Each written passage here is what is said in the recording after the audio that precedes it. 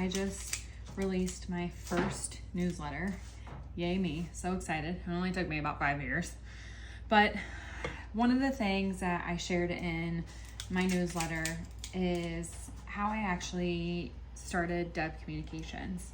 So it's a funny story that, oh my gosh, back in, I think like early 2019 I was in between jobs and I was sitting at a coffee shop in Binghamton, New York, because at that time that's where I lived.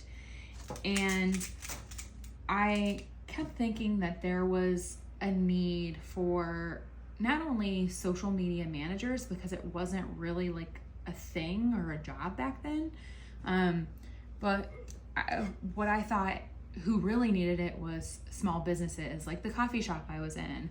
Thought, our first responders and getting out the information, coming from a journalist background.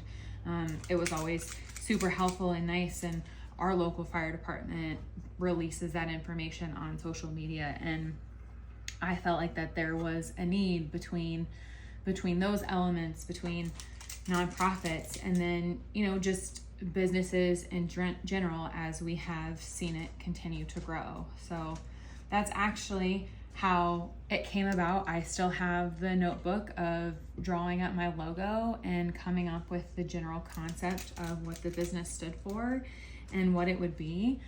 But I didn't execute on that until it would be well over a year later, almost 2 years later actually, in late 2020, whenever I was telling somebody about this, after I had, just a lull in work, and she gave me the confidence to move forward and start it, and was my very first client. And so then, as of October 2020, Deb Communications was officially born.